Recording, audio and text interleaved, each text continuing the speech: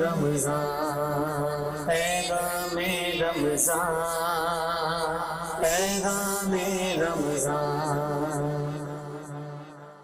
बिस्मिल्लाहिर्रहमानिर्रहीम, अस्सलामु अलैकुम।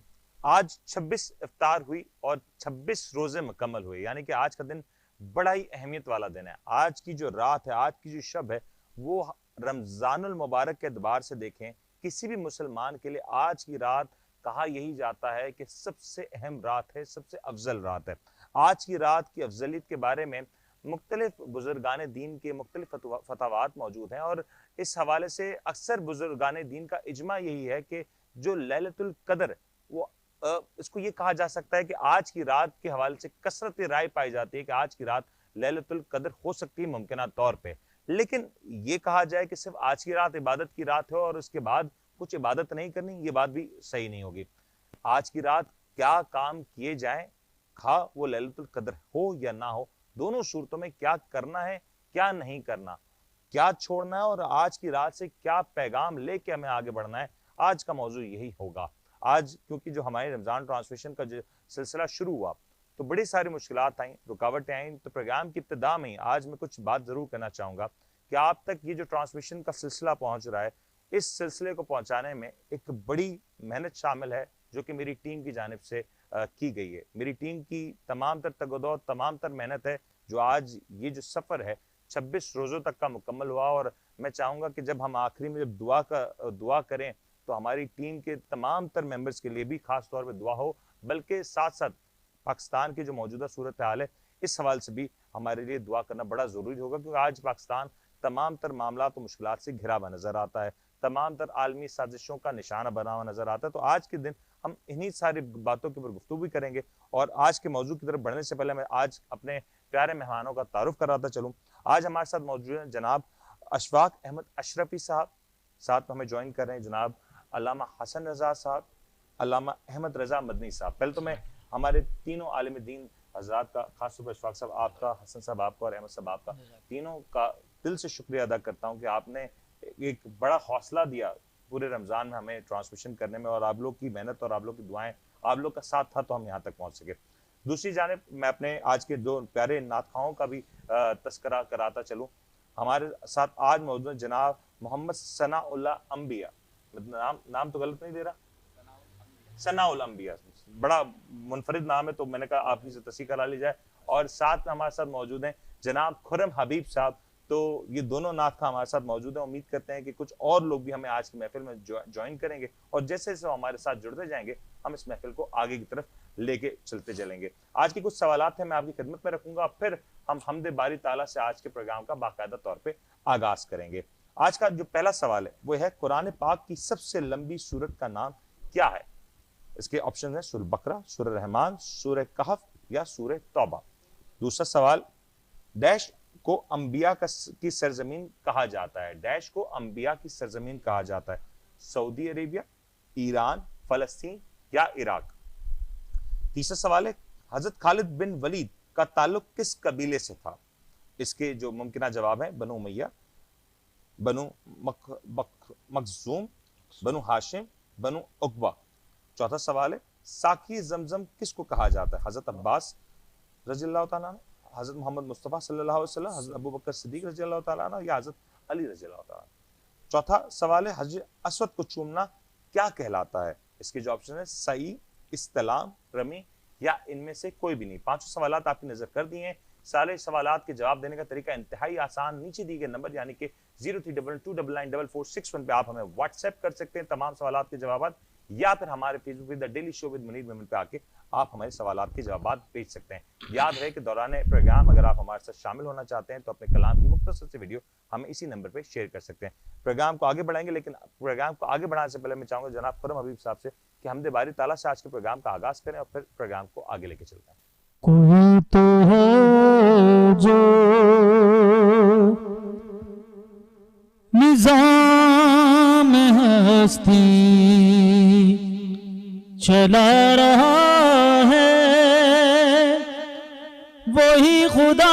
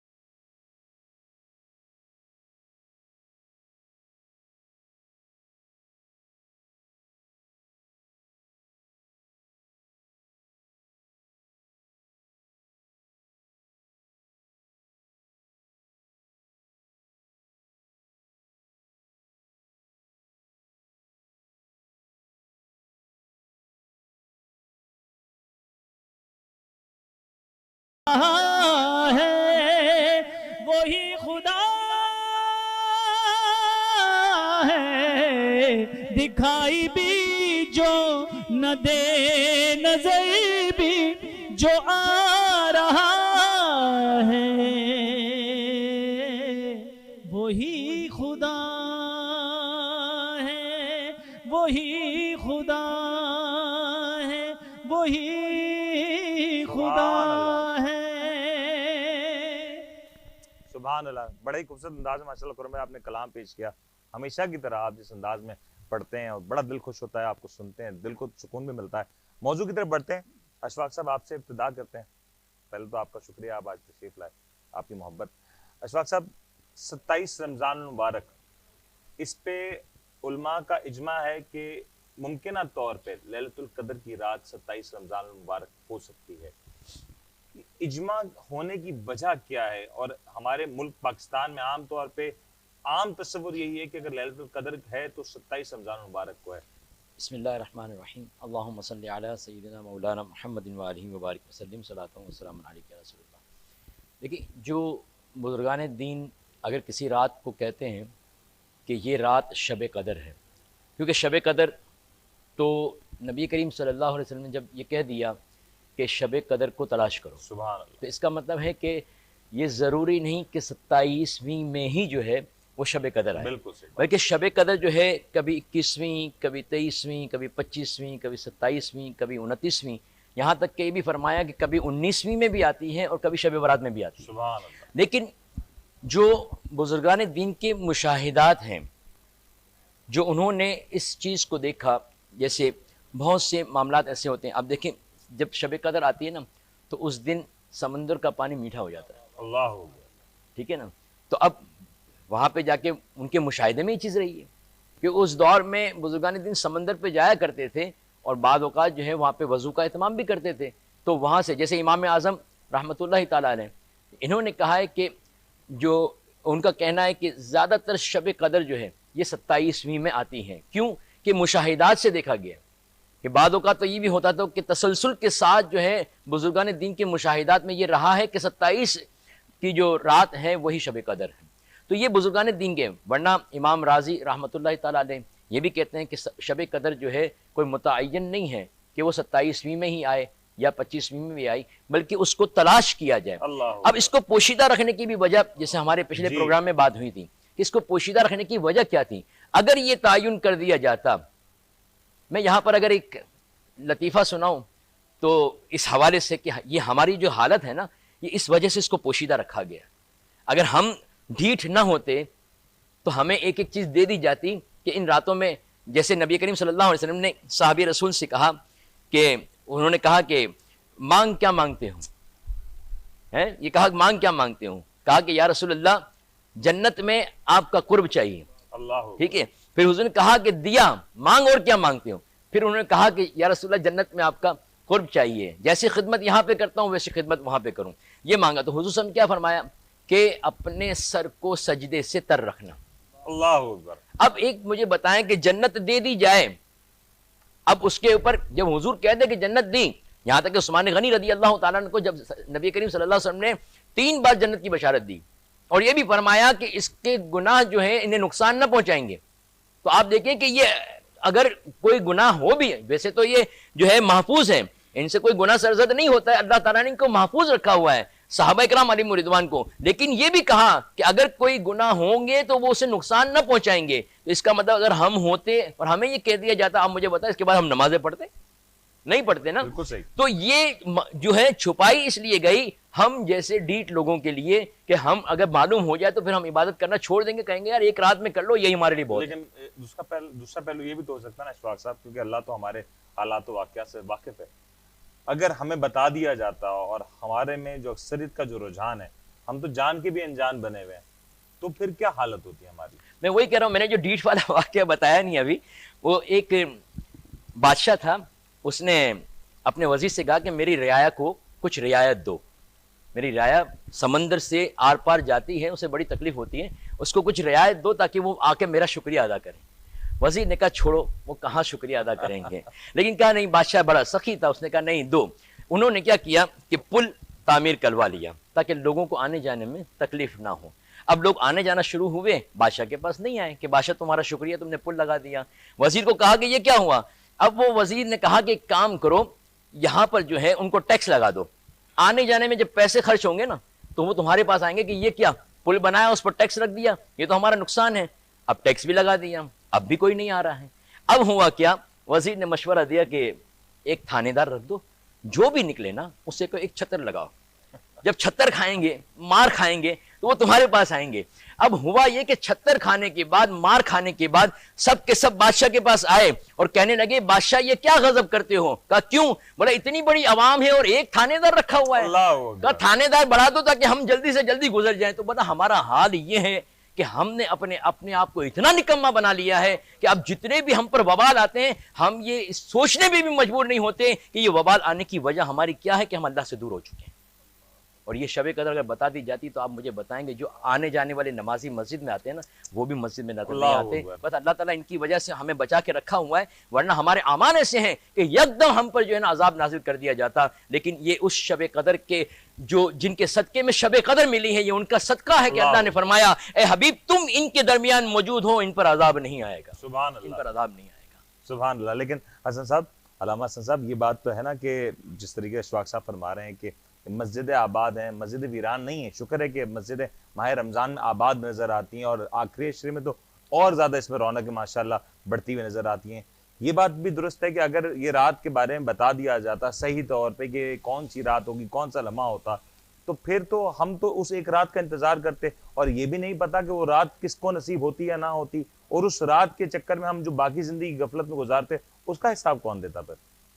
بسم اللہ الرحمن الرحیم نحمدہ ونصلی ونسلم علی خاتم النبیین اما بعد فاعوذ باللہ من الشیطان الرجیم بسم اللہ الرحمن الرحیم. منیر میمن صاحب, یہاں پر ہمارے علامہ اشرفی صاحب بڑی بہترین گفتگو فرما رہے تھے اور یہ بات بالکل درست ہے کہ علماء کرام کا مشاہدہ رہا ہے. بعض فرماتے ہیں 21ویں میں, بعض 29ویں کا تذکرہ کرتے ہیں, بعض 17ویں کا بھی تذکرہ کرتے ہیں. تو اس طرح شب قدر جو ہے وہ پورے سال میں گھومتی رہتی ہے. یہاں پر اللہ تبارک و تعالیٰ نے تعین نہیں فرمائی کہ اے میرے بندو 21ویں میں شب قدر ہوگی یا 25ویں میں ہوگی یا 23ویں.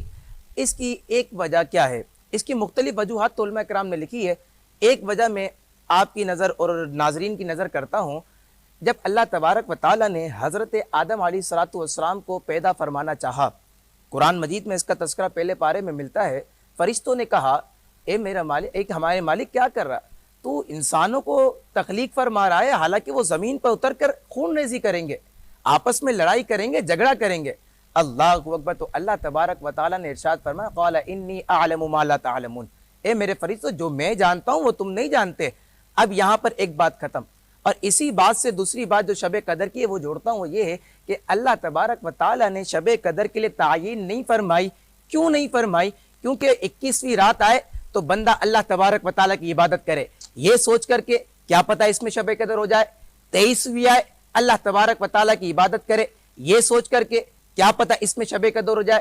25ویں 27ویں 29ویں یہ طاق راتیں آتی جائیں یہ سوچ کر کے کہ کیا پتہ اس میں شب قدر ہو جائے. بندہ اللہ تبارک و تعالیٰ کی عبادت کرتا جائے تو یہاں پر اللہ تبارک و تعالیٰ بندوں کو دیکھ کر فرشتوں کو باور کرواتا ہے. اے میرے فرشتوں کیا ہوا, تم تو کہتے تھے نا یہ تو زمین میں جا کر یہ تو خون ریزی کریں گے, یہ تو قتل کریں گے, یہ تو لڑائی کریں گے, یہ تو جھگڑا کریں گے. اے میرے فرشتوں ابھی تو میں نے شب قدر کی تعین نہیں فرمائی. میرا بندہ 21ویں میں بھی سجدہ کر رہا ہے, میرا بندہ 25ویں میں بھی میرے پارگاہ میں آ رہا, میرا بندہ 23ویں میں میری عبادت کر رہا. اے میرے فرشتوں ابھی تو میں نے تعین نہیں کی, جب میں تعین کر دوں گا تو میرا بندہ مجھ پر کتنے سجدے کرے گا, میرے لیے کتنے سجدے کرے گا. تو منیر میمن صاحب تو اللہ تبارک و تعالیٰ نے تعین نہیں فرمائی. اس میں ایک حکمت اور ایک وجہ یہ بھی ہے, اور ایک اور وجہ جو میں نے پڑھی وہ یہ ہے کہ اللہ تبارک و تعالیٰ نے تعین نہیں فرمائی. اس کی ایک وجہ یہ ہے کہ گناہ گاروں پر شفقت, گناہ گاروں پر شفقت. کیوں؟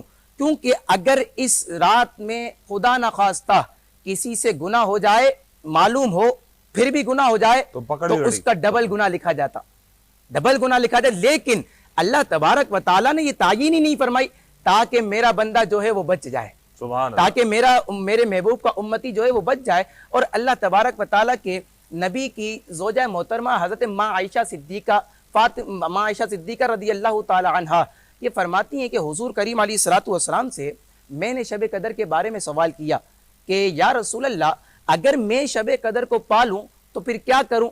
تو اللہ تبارک و تعالیٰ کے نبی نے ارشاد فرمایا اے میری زوجہ عائشہ اگر تم شب قدر کو پالو تو اللہ تبارک و تعالیٰ کی عبادت کرو، ساتھ ہی ساتھ تم اللہ تبارک و تعالیٰ کی بارگاہ میں دعا کرو۔ وہ دعا بھی ہمارے نبی نے بتائی، وہ یہ بتائی کہ اے میری زوجہ تم اللہ تبارک و تعالیٰ کی بارگاہ میں اپنے ہاتھوں کو بلند کرو اور دعا کرو اللہم انی عفو تحب العفو فاعف عنا یا غفور یا غفور یا غفور۔ اے میری زوجہ تم یہ دعا کرو گی اللہ تبارک و تعالیٰ سارے گناہوں کو معاف فرما دے گا۔ تو گویا کہ زوجہ محترمہ تو گناہوں سے پاک ہے، لیکن یہ امت کو تعلیم دی جا رہی ہے کہ جب تم طاق راتیں پاؤ تو تمہیں چاہیے کہ تم اللہ تبارک و تعالیٰ کی عبادت کرو۔ یہاں پر ایک چھوٹی سی میں بات کرتا ہوں، امام راضی علیہ رحمہ بھی اسی بات کے قائل ہیں کہ جیسے کہ علامہ اشرفی صاحب نے فرمایا کہ پورے سال میں یا طاق عدد جو ہماری طاق راتیں ہیں اس میں شب قدر جو ہے وہ گھومتی رہتی ہے۔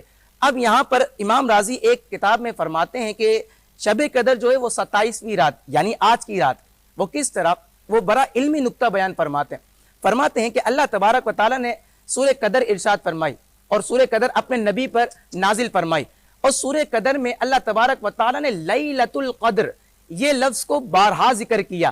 اب فرماتے ہیں کہ لیلۃ القدر میں 9 حروف ہیں، آپ چیک کر سکتے ہیں، لیلۃ القدر میں 9 حروف ہیں۔ امام راضی فرماتے ہیں کہ لیلۃ القدر میں 9 حروف اور سورہ قدر میں ٹوٹل 3 مرتبہ لیلۃ القدر کا ذکر کیا گیا۔ اب اگر آپ 9 کو 3 سے ضرب دیں تو 27 بن جاتا، تو اس کا مطلب یہ ہوا کہ اللہ تبارک و تعالیٰ نے یہ عظیم رات 27 شریف میں رکھی ہے۔ اگر بندہ اس میں عبادت کرے تو اللہ تبارک و تعالیٰ۔ علامہ صاحب اس سے ایک بات مجھے بھی یاد آئی کہ ہم جب ایک محفل میں بیٹھے تھے، ایک بزرگ سے ہم نے سوال پوچھا، اب آپ کو پتا ہے کہ اسپورٹس مین اور مختلف کھیلوں کی سرگرمی میں موجود تھے، 30 سوال ہم نے ان سے ہی پوچھا، وسیلے میں شراب اور تھے، کھیلتے ہوئے آئے اور مسجد میں امام صاحب کے ساتھ بیٹھے تو انہوں نے مجھے سوال کا بڑا خوبصورت جواب دیا۔ انہوں نے کہا کہ بیٹا ایک بات بتاؤ کہ جب تمہارا فائنل میچ ہوتا ہے تو فائنل میچ سے پہلے کیا تم میچ کھیلتے ہو یا پہلے پریکٹس کرتے ہو؟ تو میں نے یہی سوال کیا، میں نے کہا مجھے یہ تو بتائیں کہ اللہ نے کیوں طاق رات کو رمضان کے آخری حصوں میں رکھا؟ تو انہوں نے کہا کہ آخری حصے میں رکھنے کی صرف اور صرف یہی وجہ ہے کہ اللہ چاہتا تھا کہ رمضان مبارک کی جب ابتدا ہو تو آپ پہلے 20 دن نیٹ پریکٹس کرو تاکہ اپنے آپ کو جب طاق رات آئے، جب یہ وقت آئے تو پوری طریقے سے ڈھال لو اور پھر جب موقع ہے تو آپ سے چوک ہونے کی جو غلطی ہے نا وہ کم سے کم ہو جائے۔ علامہ احمد صاحب بالکل آپ نے صحیح نقطہ پیش کیا کہ اللہ تبارک و تعالیٰ نے طاق رات کو اس وجہ سے پوشیدہ رکھا، لیلۃ القدر کی رات کو اس وجہ سے پوشیدہ رکھا تاکہ بندہ پہلے سے تیاری کرے، اور تیاری کرنے کے بعد اللہ تبارک و تعالیٰ کی بارگاہ میں اس طرح سر بسجود حاضر ہو جائے کہ جس طرح ایک مجرم ہوتا ہے نا، اور مجرم کو جب سزائے موت کا حکم سنا دیا جاتا ہے اس وقت اس کی کیفیات ایسی ہوتی ہیں کہ اس کے اوسان خطا ہو جاتے ہیں، رونگٹے کھڑے ہوئے ہوتے ہیں، مطلب وہ اپنی ذات کو بالکل فنا سمجھتا ہے کہ اب مجھے موت آنے والی ہے، اب مجھے موت آنے والی ہے۔ اسی طرح جب بندہ اللہ تبارک و تعالیٰ کی بارگاہ میں حاضر ہو تو اللہ تبارک و تعالیٰ کی بارگاہ میں حاضر ہوتے بندے کے رونگٹے کھڑے ہوں، اس کا وجود اپنے رب کی بارگاہ میں اس طرح حاضر ہو کہ اس کا ہر حصہ جسم کا ہر رواں اللہ کی بارگاہ میں اس طرح ثنا کر رہا ہو کہ ایک جس طرح سزائے موت کے مجرم کو لایا جاتا ہے۔ اور اسی طرح اللہ تبارک و تعالیٰ قرآن مجید فرقان حمید میں ارشاد فرماتا ہے وَتُوبُوا إِلَى اللَّهِ جَمِيعًا أَيُّهَا الْمُؤْمِنُونَ لَعَلَّكُمْ تُفْلِحُونَ۔ اے ایمان والو اللہ کی طرف توبہ کرو سب کے سب اس امید پر کہ تم فلاح پانے والے ہو جاؤ، کامیابی پانے والے ہو جاؤ۔ اب پہلے بھی میں نے یہ بات عرض کری، ہمارا سلوگن بن چکا ہے I wanna get success، میں کامیابی حاصل کرنا چاہتا ہوں، لیکن رب قرآن مجید فرقان حمید میں کیا فرما رہا ہے وَتُوبُوا إِلَى اللَّهِ جَمِيعًا أَيُّهَا الْمُؤْمِنُونَ لَعَلَّكُمْ تُفْلِحُونَ۔ اس امید پر توبہ کرو تاکہ تم فلاح پانے والے، کامیابی پانے والے ہو جاؤ۔ اچھا، اب توبہ کہتے کسے؟ توبہ کہتے ہیں اللہ تبارک و تعالیٰ کی بارگاہ میں ندامت یعنی شرمندگی پیش کرنا، یعنی بندہ اللہ تبارک و تعالیٰ کی بارگاہ میں اپنے قلب حضور کے ساتھ دل کو حاضر رکھتے ہوئے اس طرح اپنے رب کی بارگاہ میں فریاد کرے یا رب مجھ سے گناہ ہوئے، میں مانتا ہوں لیکن یا اللہ تو بخشنے والا ہے، تو معاف فرمانے والا ہے۔ اب دوسری بات، اللہ تبارک و تعالیٰ توبہ کرنے والے کو پسند فرماتا ہے۔ اب جس بندے کو میرا رب پسند فرمائے، جس بندے کو رب کریم پسند فرمائے کہ اللہ تبارک و تعالیٰ قرآن مجید فرقان حمید میں ارشاد فرماتا ہے ان اللہ یحب التوابین وَيُحِبُّ الْمُتَطَّهِرِينَ، بے شک اللہ تبارک و تعالیٰ توبہ کرنے والوں کو پسند فرماتا ہے اور صاف ستھرے لوگوں کو پسند فرماتا ہے۔ مطلب جب بندہ اللہ تبارک و تعالیٰ کی بارگاہ میں توبہ کرتے ہوئے حاضر ہو جاتا ہے تو اللہ تبارک و تعالیٰ اس توبہ کرنے کے سبب سے اللہ تبارک و تعالیٰ اس بندے کو صاف ستھرا بنا دیتا سبحان ہے۔ اللہ۔ تیسری بات، اللہ تبارک و تعالیٰ قرآن مجید فرقان حمید میں ارشاد فرماتا ہے برائیوں کا نیکیوں میں تبدیل ہو جانا، یعنی جب بندہ اللہ کی بارگاہ میں توبہ کرتا ہے، اللہ تبارک و تعالیٰ قرآن مجید فرقان حمید میں ارشاد فرماتا ہے الا من تاب وآمن وعمل عملا صالحا فاولئک یبدل اللہ سیئاتہم حسنات وکان اللہ غفورا رحیما، کہ مگر جو توبہ کرے اور ایمان لائے اور اچھے کام کرے تو ایسوں کی برائیوں کو اللہ بھلائیوں سے بدل دے گا اور اللہ بخشنے والا مہربان ہے۔ یعنی کہ اللہ تبارک و تعالیٰ قرآن مجید فرقان حمید کی اس آیت مبارکہ میں صراحتاً ارشاد فرما رہا ہے، اے ایمان والو، اے میرے بندو، میری بارگاہ میں حاضر ہو جاؤ، توبہ کر لو، تمہارا رب اتنا کریم ہے کہ تمہارے جو گناہوں کو نیکیوں سے تبدیل فرما دے گا۔ اب بھی اگر بندے کی بدبختی اس کے اوپر لازم آ جائے، اگر اب بھی بندہ اللہ تبارک و تعالیٰ کی بارگاہ میں سربہ سجود نہ ہو، اللہ کی بارگاہ میں گڑ گڑائے نہیں، تو پھر ایسے میں اس شخص کو محروم ہی سمجھا جائے گا اللہ کی رحمت سے۔ تو اگر ہم یہ چاہتے ہیں اللہ کی رحمت سے محروم نہ ہو، اللہ کی رحمت سے، اللہ تبارک و تعالیٰ قرآن مجید فرقان حمید میں ارشاد فرمایا لا تقنطوا من رحمت اللہ، کامیابی پانے والا اللہ کی بارگاہ میں توبہ کرنے والا ہے، اور اللہ تبارک و تعالیٰ کی بارگاہ میں جو نیکیوں اور گناہوں کی نیکیوں میں تبدیل کروانے والا ہے وہ توبہ کرنے والا ہے۔ اگر ہم چاہتے ہیں گناہوں کو نیکیوں میں تبدیل کروا لیں تو توبہ کرنے والے بن جائیں، اگر ہم چاہتے ہیں کامیابی پانے والے بن جائیں توبہ کرنے والے بن جائیں، اگر ہم چاہتے ہیں رحمت الہی کے مستحق ہو جائیں تو توبہ کرنے والے بن جائیں۔ سبحان اللہ، آپ کی اس بات سے ایک بات سمجھ آئی کہ آج کی دنیا میں اگر کوئی قرض کسی کا ہو تو کوئی چاہے قرض تو معاف کر دیتا ہے، لیکن قرض لیا ہوا ہو اس قرض کو معاف کرنے کے بعد اتنا ہی پیسہ ہدیات اور ہدیے کے طور پہ نہیں دیتا، لیکن اللہ کی ذات کریم ہے، اللہ کی ذات کا تو کوئی مقابلہ ہی نہیں، ہو ہی نہیں سکتا۔ اسی خوبصورت بات کے ساتھ میں چاہوں گا ثنا صاحب ایک کلام ہمارے ساتھ پیش کر دیں، اسی کے ساتھ ہم وقت کی طرف چلیں گے۔ خاموش مدحت سرائے محمد ہے، خاموش مدحت سرائے محمد ہے، خاموش مدحت سرائے محمد کہ حمد خدا ہے ثنائے سبحان محمد صلی اللہ علیہ وسلم، صلی اللہ علیہ وسلم۔ خدا جان اسرا کے اسرار کیا، خدا جان اسرا کے اسرار کیا ہے، اللہ اکبر۔ آئے محمد صلی اللہ علیہ وسلم، صلی اللہ علیہ وسلم۔ بتائے گی تفسیر واللیل تم کو، اللہ اکبر۔ بتائے گی تفسیر واللیل تم کو، بتائے گی تفسیر واللیل تم کو، بتائے گی تفسیر واللیل تم کو، رسائی ہے زلف رسائے محمد صلی اللہ علیہ وسلم، صلی اللہ علیہ وسلم۔ گناہگاروں نے حشر سر پہ اٹھایا کہ سرکار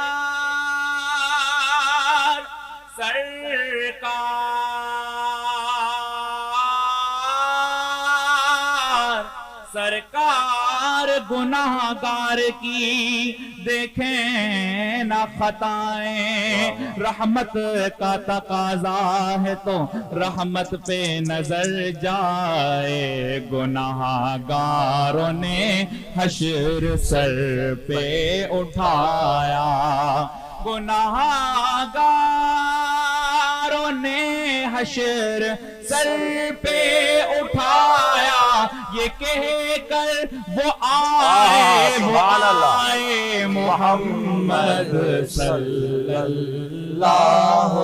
अलैहि वसल्लम।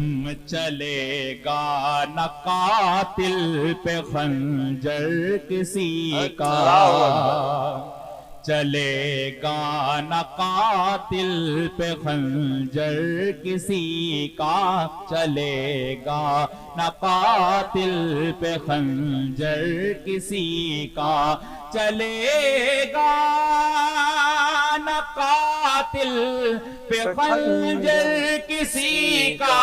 अज़ल से है ये तो फिदाए मोहम्मद सल्लल्लाहु अलैहि वसल्लम, सल्लल्लाहु अलैहि वसल्लम। की रज़ा चाहते हैं दो आलम, खुदा की रज़ा चाहते हैं दो आलम, खुदा की रज़ा चाहते हैं दो आलम। खुदा चाहता है रज़ाए मोहम्मद सल्लल्लाहु अलैहि वसल्लम। कसम है तुझे अपनी अज़मत की या रब, कसम है तुझे अपनी अज़मत की या रब। करम हो इधर भी बराए मोहम्मद सल्लल्लाहु अलैहि वसल्लम, सल्लल्लाहु अलैहि वसल्लम।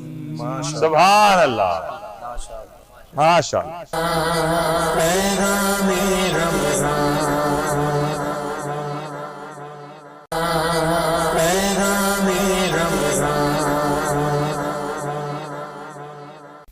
अब मेरी निगाहों में जचता नहीं कोई, अब मेरी निगाहों में, अब मेरी निगाहों में जचता नहीं कोई, अब मेरी निगाहों में जचता नहीं कोई। जैसे मेरे सरकार हैं ऐसा नहीं कोई, नहीं कोई। जैसे मेरे सरकार हैं ऐसा नहीं कोई, अब मेरी निगाहों में तुम सा तो हंसिया ने देखा नहीं कोई, तुम सा तो हंसिया ने देखा नहीं कोई। ये शान लताफत है कि ये शान लताफत है कि साया नहीं कोई। ये शान لطافت ہے کہ سایہ نہیں کوئی جیسے میرے سرکار ہیں، ایسا نہیں کوئی اعزاز یہ حاصل ہے تو حاصل ہے زمین کو، اعزاز یہ حاصل ہے تو حاصل ہے زمین کو، افلاک پہ تو گنبد خضرا نہیں کوئی، افلاک پہ تو گنبد خضرا نہیں کوئی جیسے میرے سرکار ہیں، ایسا نہیں کوئی۔ یہ طور سے کہتی ہے ابھی تک شب میرا، یہ طور سے کہتی ہے ابھی تک شب میرا، دیدار کی طاقت ہو تو دیدار کی طاقت ہو تو پردہ نہیں کوئی دیدار کی طاقت ہو تو پردہ نہیں کوئی جیسے میرے سرکار ہیں، ایسا نہیں کوئی اب میری نگاہوں میں۔ سبحان اللہ، ایک بار پھر سے خوش آمدید کہتے ہیں پروگرام میں۔ دو کلام ہم نے سنے بریک پہ جاتے وقت، اور جب بریک سے ہم لوٹے تو دونوں ہی کلام بڑی خوبصورت تھے۔ ہمارے جو دونوں ثنا خواں تھے انہوں نے بڑا زبردست انداز میں کلاموں کو نہ صرف پیش کیا بلکہ ان کا صحیح معنوں میں کہا جائے تو حق ادا کر دیا۔ ہمارے ساتھ ایک اور بڑی خاص شخصیت موجود ہیں، ایک اور بڑا خوبصورت ثنا خواں، میرا بہت ہی پیارا چھوٹا بھائی خاطر آ چکا ہے، وہ بھی ہمارے ساتھ اس ٹرانسمیشن کا حصہ ہے۔ اب پروگرام کا اگلا موضوع اس کی طرف بڑھتے ہیں۔ آج کی رات کچھ مخصوص عبادات کا تذکرہ ہوتا ہے۔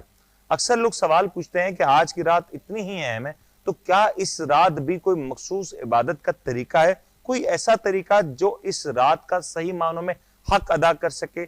اس حوالے سے گفتگو کریں اور کچھ معاشرے میں کچھ چیزیں اس وقت رائج ہوتی ہوئی نظر آ رہی ہیں، ان سوالات اور مسائل کے اوپر بھی گفتگو کریں گے۔ اشفاق صاحب، آج کیونکہ اکثر لوگ کوشش کرتے ہیں کہ زیادہ سے زیادہ عبادات میں اپنے آپ کو مشغول رکھیں، زیادہ سے زیادہ وقت لگائیں مساجد میں، درس گاہوں میں، عبادت گاہوں میں، اب آج کی رات کی کوئی مخصوص عبادت ہمیں کوئی روایت سے ملتی ہے؟ بسم اللہ الرحمن الرحیم۔ اس سے پہلے ہمارے حسن بھائی نے بات کی تھی کہ نبی کریم صلی اللہ علیہ وسلم کی بارگاہ میں جب سیدہ عائشہ صدیقہ رضی اللہ تعالیٰ عنہ موجود تھی اور حضور صلی اللہ علیہ وسلم سے آپ نے شب قدر کے متعلق سوال کیا تھا، تو اور اس کے بعد پھر آپ صلی اللہ علیہ وسلم نے یہ بھی ارشاد فرمایا تھا کہ اے عائشہ رب سے اس رات میں اس انداز میں مانگو، کیوں؟ کہا کہ اس کا ایک نام ہے عفو، اور اس کا مطلب ہے درگزر کرنے والا۔ اللہ تو کہا کہ بس یہ دعا ہے نا کثرت سے مانگا کرو۔ صحیح۔ اب کیا ہے؟ اللہم انکا عفو تحب العفو، تو کہا کہ اس دعا کی تلقین کس نے کی؟ نبی کریم صلی اللہ علیہ وسلم۔ تو اس رات کے لیے ہی کہی ہے، تو اس رات میں اس دعا کی کثرت کرنی چاہیے، جس طرح ہم استغفار کی کثرت کرتے ہیں، ہم کلمہ طیبہ کی کثرت کرتے ہیں، دیگر وظائف کی کثرت کرتے ہیں، تو اس رات میں اس دعا کی بھی کثرت کرنی چاہیے۔ تو کہا کہ یہ عبادت ہے نا، اللہ سے مانگنا ہے۔ اب چاہے وہ آپ اللہ سے جو ہے نماز کی نیت کر کے باندھو یا بغیر نیت کے باندھو، بیٹھ کے باندھو یا جو ہے کھڑے ہو کے جو ہے اللہ سے جو ہے طلب کرو، چاہے آپ اندھیرے میں کرو، چاہے اجالے میں کرو، چاہے اجتماعی صورت میں کرو، چاہے اکیلے میں کرو، لیکن مقصد اس رات میں کیا ہے؟ اس رب کو راضی کرنا، اس رب کو راضی کرنا۔ اس کے علاوہ دیگر عبادات ایسی ہیں کہ جو ہم اس رات میں کرتے ہیں جو رائج بھی ہیں، جیسے صلاۃ و تسبیح ہے۔ صلاۃ و تسبیح کے حوالے سے جو ہے اب یہ بہت زیادہ لوگوں میں رائج ہو گیا ہے، ورنہ پہلے جو ہے مخصوص لوگ کیا کرتے تھے یا الگ صلاۃ و تسبیح کے ساتھ حوالے سے احکامات کیا ہیں اشفاق صاحب؟ کچھ لوگ کہتے ہیں کہ زندگی میں ایک بار پڑھنا ضروری ہے، اس طرح کم از کم جی. تو اس کے بارے میں اگر صحیح طور پہ احکامات کیا ہیں بتا دیں، وضاحت کر دیں. اصل میں یہ سنت سے ثابت ہے. سیدنا عباس، حضرت عباس رضی اللہ تعالیٰ عنہ جو ہے، یہ جو ہے ان سے روایت ہے کہ یہ نماز جو ہے یہ سنت سے ثابت ہے اور اس کی ایک بہت بڑی فضیلت ہے. اور اس کے اندر آپ دیکھیں کہ اس کے اندر ہم کیا ایکسٹرا چیز پڑھتے ہیں. ہم اس میں دیکھنے جائیں تو ہم کلمہ ہی پڑھتے ہیں جی، کلمہ ہی ہے، اور کلمے کی تعداد کثرت سے پڑھتے ہیں. تو آپ کلمہ کس کا پڑھتے ہو؟ اس رب کا پڑھتے ہو نا. تو اس میں ہم نے کلمے کو شامل کر دیا. اور پھر اس کی اہمیت یوں بھی ہے کہ اس کے اندر جو ہے نا مشقت ہے، اور جتنی مشقت بندے کے ساتھ ہوتی ہے اتنا اس کو اجر ملتا ہے. تو بندہ اپنے آرام کو چھوڑ کر مشقت کے ساتھ جب رب کی بارگاہ میں کھڑا ہوتا ہے تو رب جو ہے کتنا غفور رحیم ہے. ارے بندے اتنی مشقت کر رہا ہے، اتنا مجھے منا رہا ہے، جا تجھے میں نے بخش دیا، جا میں نے تجھے بخش دیا. تو رب کی رحمت جوش پہ آتی ہے کہ بندہ جو ہے ایک ایک گھنٹہ جو ہے وہ میری عبادت میں لگا ہوا ہے. تو اس طرح عبادت جو ہے، لیکن میں ایک بات یہاں پر جو ہے کہوں گا کہ فرض عبادت سے بہتر کوئی عبادت نہیں. یہ بڑی اہمیت ہے. یہ نفل ہے، یہ اگر نہیں پڑھیں گے اس کا گناہ نہیں ہے. لیکن فرض نماز جو ہے یہ ہم چھوڑ دیں گے تو اس کا گناہ ہے. اور گناہ بھی کتنا ہے کہ اگر اس کی قضا کریں تو پھر آدمی لاکھوں سال جو ہے قبر کے اندر اس کی عذاب بھگتتا ہے. اور اگر چھوڑ دے تو آپ مجھے بتائیں اس کی زندگی، قبر اور حشر تینوں عذاب میں گزرتی ہے. ایک بڑا اہم پہلو آپ نے اس کے اوپر روشنی بھی ڈالی ہے، کیونکہ اکثر لوگ رات بھر عبادت کرتے ہیں، جب نماز فجر کا وقت ہوتا ہے تو تھک کے سو جاتے ہیں، نماز فجر چھوٹ جاتی ہے، اب پھر بیلنس نہیں رہ پاتا. ایسے میں کیا کیا جائے؟ ایسے میں جو ہے آدمی اگر نہیں کر سکتا نا، اگر وہ کہتا ہے کہ میں پوری رات عبادت کرنا چاہتا ہوں، لیکن اس کی اگر فرض آپ کی ہو گئی تو آپ کی یہ عبادت تو مہلک رہی نا. اگر بندے کے فرض پورے نہیں ہیں تو اس کی ساری نفلی عبادت جو ہے یہ مہلک رہتی ہے جب تک کہ اس فرض کی قضا نہ کر دی جائے، اس عبادت کا اجر نہیں ملتا ہے. اور اس میں ایک چیز یہ بھی ملتی ہے شفاق صاحب، کیونکہ جو روایت میں آتا ہے کہ حضور پاک صلی اللہ علیہ وسلم کا یہ ایک عام معمول سا ہوتا تھا کہ وہ جو عشاء کی وتر نماز ہوتی تھی وہ آدھی رات میں پڑھا کرتے تھے. اس طرح کی بھی احکامات ہیں. تو اگر کوئی شخص یہ کر لے تو یہ نہ ہو جائے کہ اس کو آدھی رات میں نماز پڑھنے کا بھی ثواب ہو جائے، فرض بھی مکمل ہو جاتا ہے اور آدھی رات کی عبادت بھی مکمل ہو جاتی ہے. اصل میں دیکھیں، فرض نماز اکیلے پڑھنا اور جماعت سے پڑھنا. اب آپ مجھے بتائیں رات کی تاریخی میں کون جماعت کروائے گا؟ نہیں، لیکن وتر کی بات ہو رہی ہے. اچھا، وتر تو ویسے بھی اگر وہ پڑھ سکتا ہے، لیکن ایسا نہ ہو کہ اس وتر کو پڑھنے کے چکر میں وہ وتر ہی چلی جائے. یہ بھی مسئلہ ہے. اب آدمی جب نیند میں ہوتا ہے تو وہ غفلت کی نیند سو جاتا ہے نا، تو اس نیند کو جو ہے پھر کیا آدمی کرے گا؟ تو یہ اس سے بہتر یہ ہے کہ آدمی جو ہے وہ وتر ساتھ میں پڑھ لیں. ہاں، اپنی ایک عادت بنائیں. اب وہ عادت اس کی بنتی جائے نا، وہ دیکھیں کہ میں پڑھ سکتا ہوں نہیں پڑھ سکتا ہوں، تہجد کے ساتھ میں وتر پڑھ سکتا ہوں نہیں پڑھ سکتا ہوں. اگر یہ اس کا معاملہ ہوگا تو پھر وہ اپنا عادت بنا لے، وہ وتر پڑھ سکتا ہے، اس میں کوئی حرج نہیں ہے. لیکن یہاں پر میں یہی کہوں گا کہ پوری رات نفلی عبادت سے بہتر ہے کہ بندہ فرض پڑھ کے سو جائے، صبح فجر کی نماز جو ہے جماعت سے پڑھے، پوری رات اس کی جو ہے وہ عبادت میں گزرے. یہ بڑا خوبصورت اور آسان سا وظیفہ. اگر کچھ نہ ہو سکے آپ عشاء کی نماز پڑھیں، باوضو ہو کے سو ہی جائیں اور پھر آپ اٹھیں، وضو کریں اپنے، کیونکہ جب سحری میں تو اٹھنا ہے تو اس سحری میں اٹھیں تو تہجد بھی پڑھ سکتے ہیں اور سحری کر کے پھر نماز فجر کی تیاری ہو جائے. تو یہ ایک اچھا سا عام سا سمپل سا معمول ہے. کم سے کم یہ اندیشہ نہیں ہوگا کہ کوئی اہم فرض ہے جو چھوٹ جائے گا. لیکن احمد صاحب ایک اور مسئلہ یہ بھی آتا ہے کہ لوگ کہتے ہیں کہ اس رات کی عبادت تو کر لیں، لیکن کسی نے کسی کا مال دبایا ہوا ہے، کسی نے کسی کا حق مارا ہوا ہے، کسی نے کسی کی دل آزاری کی ہوئی ہے، کہیں کوئی اپنے ماں باپ سے روٹھا ہوا ہے، کوئی بہن بھائیوں سے قطع تعلق کر بیٹھا ہے. اب ایسے شخص کے لیے، اس کے لیے ایک موضوع تو ہے توبہ کا، لیکن ایک موضوع تو ہے اللہ کا اور بندے کا، دوسرا موضوع ہے اللہ کے علاوہ بندوں کا بندوں سے. اب کسی نے کسی کی دل آزاری کی ہے، مال دبایا ہوا ہے، ناحق وراثت میں معاملات خراب کیے ہیں، جو کچھ کیا ہوا ہے، جو کچھ آج ہمارے معاشرے میں ہوتا ہوا نظر آتا ہے، صاف ستھری چیزیں نظر آتی ہیں، تو چھپا ہوا بھی کچھ نہیں ہے کہ یہ کیا ہے، پوشیدہ ہے. تو پھر ایسی صورت میں کیا کریں؟ صرف اللہ کے سامنے دعا کریں اور اپنے پچھلے معاملات کو بھلا کے صرف اللہ کے سامنے دعا کرنا یہ کافی ہوگا؟ اعوذ باللہ السمیع العلیم من الشیطان الرجیم، بسم اللہ الرحمن الرحیم. جہاں تک آپ نے بات کی کہ حقوق العباد بندہ تلف کرتا ہے اور اگر وہ اللہ کی بارگاہ میں توبہ کرے تو کیا یہ حقوق العباد معاف ہو جائیں گے؟ اس کے بندے کا مال دبانا یا مال وراثت میں کسی کا حق دبانا.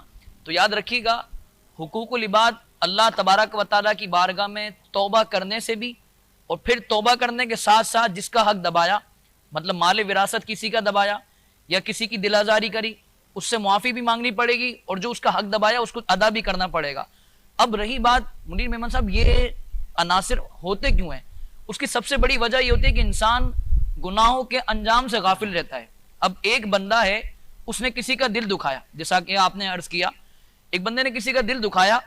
اب دل دکھانے والا اگر اس حدیث مبارکہ کو اپنے پیش نظر رکھے کہ آقا کریم علیہ الصلوۃ والسلام نے ایک مرتبہ خانہ کعبہ کو مخاطب کر کے فرمایا اے کعبہ تیری عظمت سے بڑھ کر ایک مسلمان کی عظمت ہے. اللہ اکبر. اگر اس بندے کے پیش نظر یہ حدیث مبارکہ ہوگی تو کبھی بھی وہ کسی کی دل آزاری نہیں کرے گا.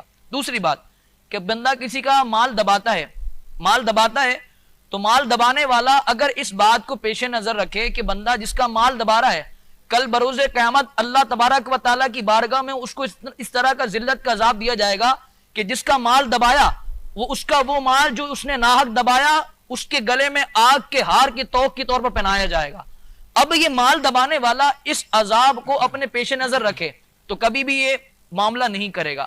اب رہی بات کہ بندہ حقوق العباد کے معاملے میں اللہ سے معافی طلب کرے اور معافی طلب کرنے کے ساتھ ساتھ جس کا حق دبایا جس کی دل آزاری کری اس دل آزاری کرنے والے سے معافی بھی طلب کرے, معافی بھی مانگے.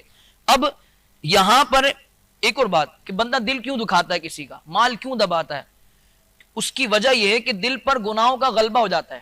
جس طرح انسان ایک نیک ہوتا ہے, نیک انسان کو اللہ تبارک و تعالی اس کا دل اپنی یاد میں لگا دیتا ہے. اپنی یاد میں لگانے کے ساتھ ساتھ اللہ تبارک و تعالی اسے نیکیوں پر ہمیشگی عطا فرماتا ہے. اسی طرح جب بندہ گناہ کرتا ہے تو اس کے دل پر ایک سیاہ نقطہ لگا دیا جاتا ہے اور وہ گناہ کرتا رہتا ہے یہاں تک کہ وہ سیاہ نقطہ بڑا ہو جاتا ہے اور اللہ تبارک و تعالی ایسے بندے کے دل کو کالا کر دیتا ہے. اب جب بندے کا دل کالا ہو گیا اللہ تبارک و تعالی کی رحمت کا نور اس کے دل میں داخل نہیں ہو پا رہا تو اس کے دل پر نہ کوئی نیکی کی بات اثر کرے گی, نہ وہ نیکی کے کسی کام کرنے کی کوشش کرے گا, نہ دعائیں اس کی قبول ہوں گی. بالکل صحیح فرمایا علامہ اشفاق صاحب نے کہ جب دل پر گناہوں کا غلبہ ہو گیا نہ تو اسے احساس ہوگا کہ میں نے کسی کا دل دکھا دیا تو کوئی مسئلہ نہیں, میں نے کسی کا مال دبا دیا ناحق کوئی مسئلہ نہیں. بندہ تمام چیزوں کو ڈینائی کرتے ہوئے اللہ کی بارگاہ میں توبہ و استغفار کرنے کے بجائے اپنے گناہوں کا خود ایک وکیل بھی بن جائے گا, مدعی بھی بن جائے گا کہ کچھ نہیں ہوتا. اب تیسری بات یہ کہ بندہ گناہ جب کرتا ہے تو گناہ کرنے کے ساتھ بندے کی کیا پیش نظر بات ہوتی ہے. ایک بات یہ ہوتی ہے کہ جب کسی کا دل دکھاتا ہے نا, دل دکھانے کے ساتھ ساتھ یہ میرا کچھ نہیں بگاڑ سکتا, مطلب ایک طویل عرصہ ایک امید انسان کو وابستہ رہتی ہے. اللہ کے یاد رکھیے گا اللہ تبارک و تعالی کی بارگاہ میں مکافات عمل بہت بڑی چیز ہے. جب آپ کسی کا دل دکھائیں گے کل اللہ تبارک و تعالی آپ کا دل دکھانے پر بھی کسی کو قادر فرما دے گا. اگر آج کسی کا آپ مال ناحق دبا رہے ہیں, کسی کا مال دبا رہے ہیں, اللہ تبارک و تعالی ایسا کرے گا, اس کی خفیہ تدبیر ایسی ہوگی وَمَكَرُوا وَمَكَرَ اللَّهُ وَاللَّهُ خَيْرُ الْمَاكِرِينَ, اللہ بہتر خفیہ تدبیر فرمانے والا ہے. آج کسی کا آپ مال ناحق دبا رہے ہیں, کل اللہ تبارک و تعالی اس طرح فرمائے گا کہ اللہ نہ کرے کہیں ایسا ہو کہ آپ کا بھی کوئی مال دبانے والا ہو جائے. آج ہم یہ سوچتے ہیں, ہمیں یہ اس چیز کا احساس نہیں رہتا. ناظرین کرام, طاق رات ہے, اللہ کی بارگاہ میں مانگنے والی رات ہے. آج ہم حقوق العباد کی معافی تو مانگ رہے ہیں, لیکن کیا ہم حقوق العباد کی معافی مانگنے کے ساتھ ساتھ جس کا حق تلف کیا اس سے معافی مانگ رہے ہیں؟ کیا آج جس کا ہم نے مال ناحق دبایا اس مال ناحق دبانے کی معافی تو مانگ رہے ہیں لیکن اس کے مال کو لوٹا بھی رہے ہیں؟ یہ احساس کب پیدا ہوگا ہمارے اندر؟ تو یہ احساس پیدا کرنے کی ضرورت ہے. اور علامہ حسن صاحب یہ بات اکثر اٹھائی بھی جاتی ہے کہ ہمارے ہاں لوگ کہتے ہیں دیکھو آج عالم اسلام اتنی ساری مشکلات ہیں, مسلمان آج دنیا بھر میں عبادت گاہوں میں, مساجدوں میں, ہر جگہ پہ آپ دیکھیں دعائیں کر رہے ہیں, دعاؤں کے ہاتھ اٹھا رہے ہیں, لیکن بال کا شعر ہے نا, برف گرتی ہے تو صرف مسلمانوں پہ, رحمت اغیار کے کاشانوں پر.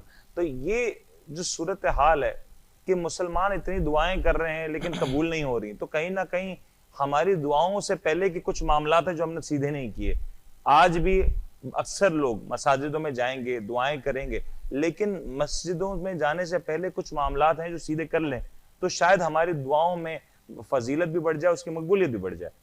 بسم اللہ الرحمن الرحیم. جی بالکل ٹھیک فرمایا آپ نے.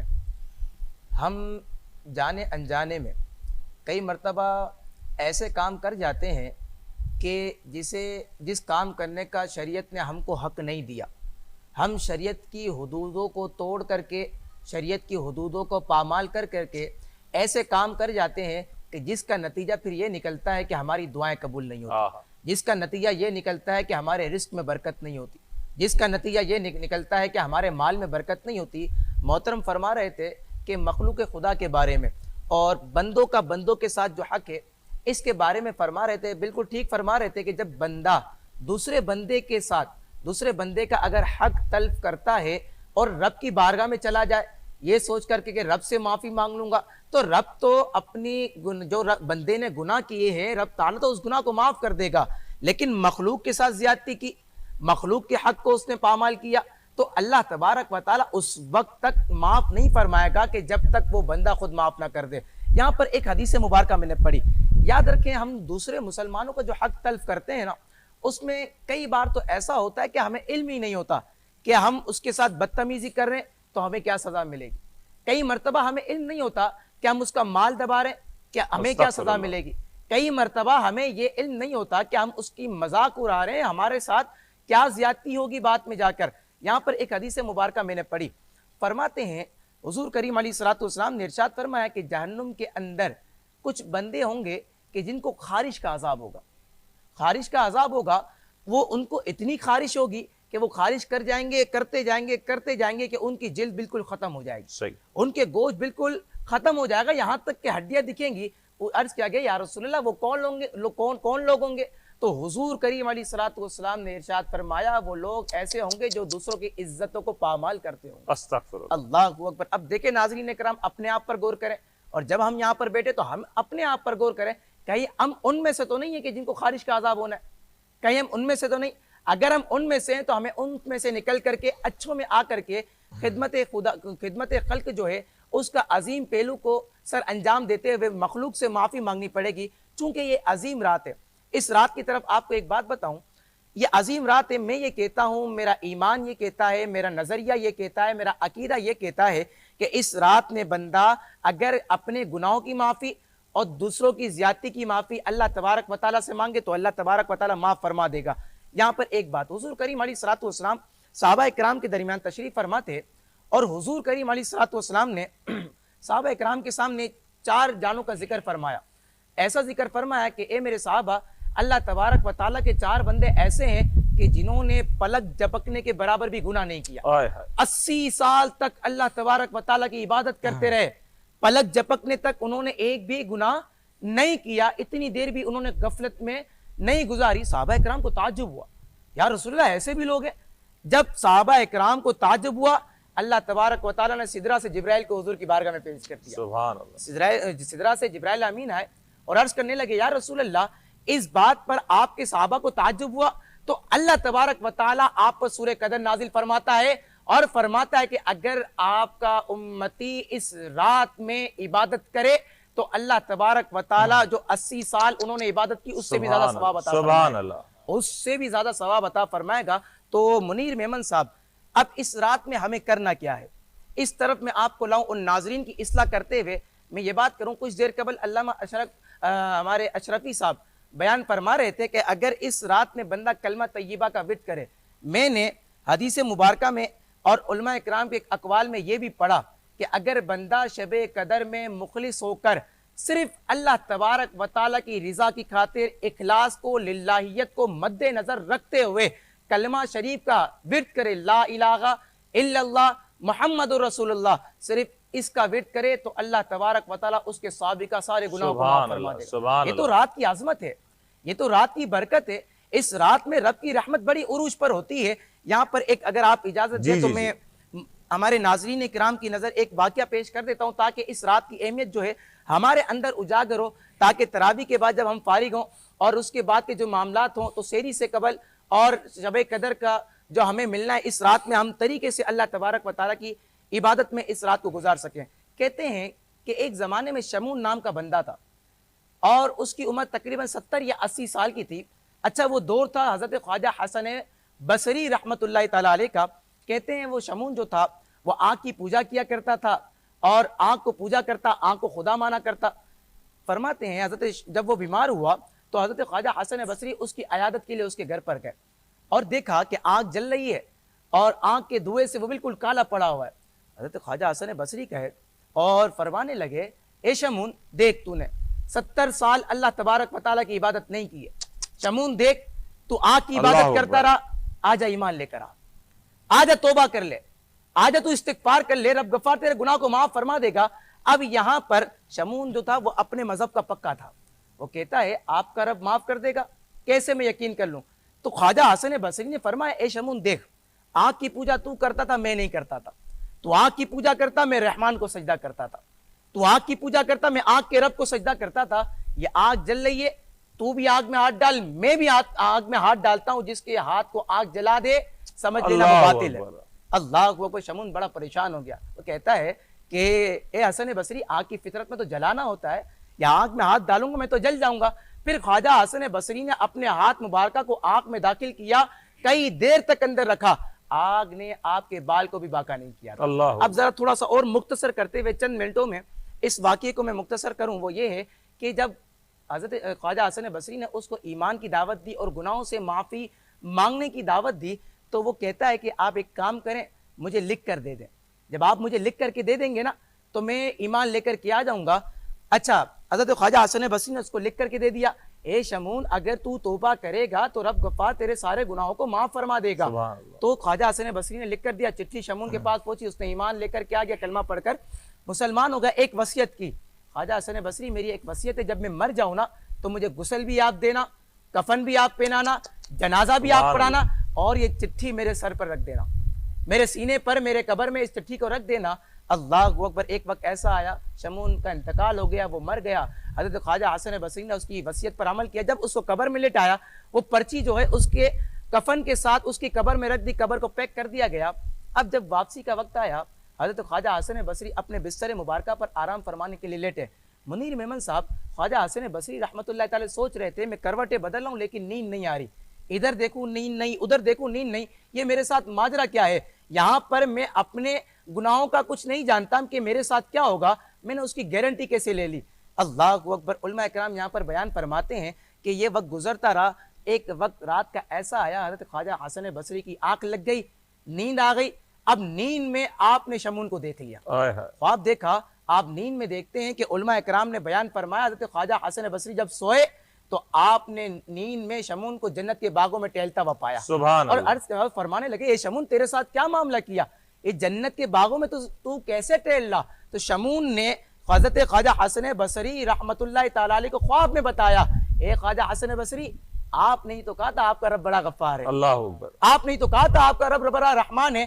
ए ख्वाजा हसन बसरी, आपके रब ने मेरे सारे गुनाहों को माफ फरमा दिया, ये चिट्ठी लो, इस चिट्ठी की अब मुझे जरूरत नहीं है। उलमा इकराम ने यहाँ पर एक बात ये भी बड़े लुत्फ की इरशाद फरमाई, हज़रत ख्वाजा हसन बसरी जब सुबह बेदार हुए, जो चिट्ठी ख्वाब के अंदर शमून ने आपके हाथ में दी थी, जब बेदार हुए वो चिट्ठी आपके हाथ में मौजूद थी। तो आज की रात की बड़ी बरकत है, मखलूक खुदा से माफी मांगे, वालदेन से, घर वालों से, सबसे, मियाँ बीवी आपस में, ससुराली मामलात वाले आपस में, बहन भाई आपस में, जिसके हुकूक को तल्फ किया उससे माफी मांग लेने के बाद, क्योंकि ये पहला प्रोसेस है, इससे इन तमाम से माफी मांग लेने के बाद रब के हुजूर हाजिर हो जाए, सजदा करें, तौबा करें, इस्तिगफार पढ़ें, माफी मांगे, तो रब गफ्फार आपके सारे गुनाहों को माफ फरमा देगा। इसी बात के साथ अशफाक साहब एक सवाल छोड़े जा रहा हूं आपके पास ब्रेक पे जाने से पहले।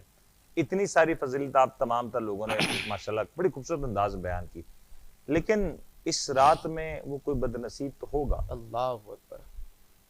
सवाल मेरे ख्याल से मैं यहाँ रोक देता हूँ, मेरे में हिम्मत भी नहीं है सवाल दोहराने की, लेकिन इसका जवाब आप दे दीजिएगा जब हम ब्रेक से लौटते हैं। ब्रेक पे जाने का वक्त हुआ, एक ब्रेक शामिल करते हैं, ब्रेक के बाद हाजिर होते हैं और इस गुफ्तगू यहीं से आगे बढ़ाते हैं।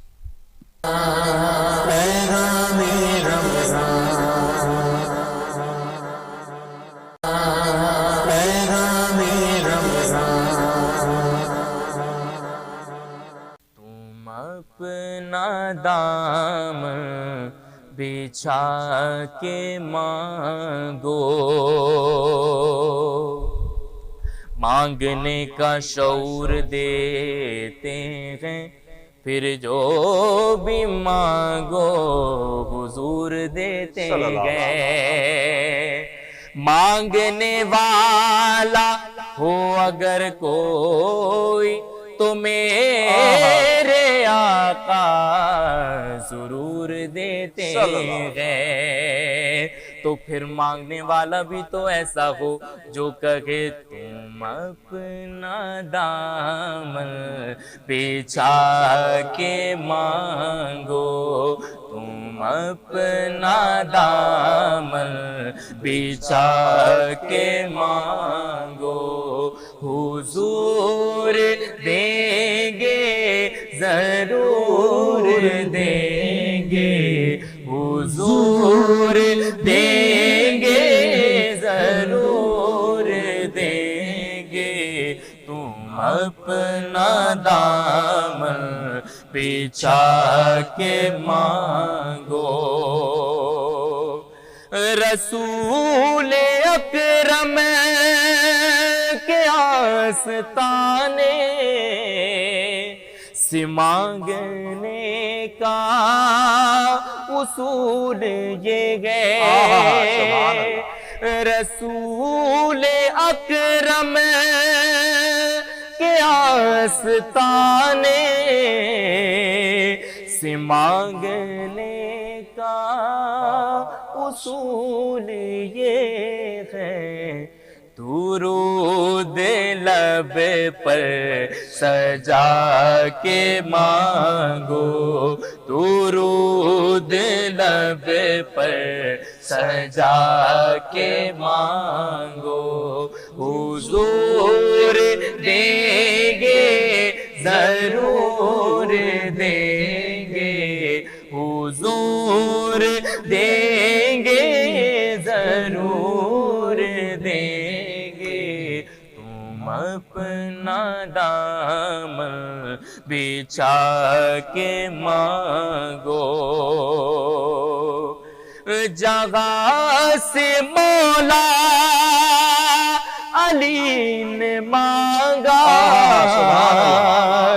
جگہ سے ہے ایک ولی نے مانگا، انہی کی چوکھٹ پہ جا کے مانگو، انہی کی چوکھٹ پہ جا کے مانگو، حضور دیں گے ضرور دیں گے، حضور دیں گے ضرور دیں گے، تم اپنا دامن بچھا کے مانگو۔ اور کریم داتا رحیم آقا کے در پہ کوئی کمی نہیں ہے، کریم آقا رحیم داتا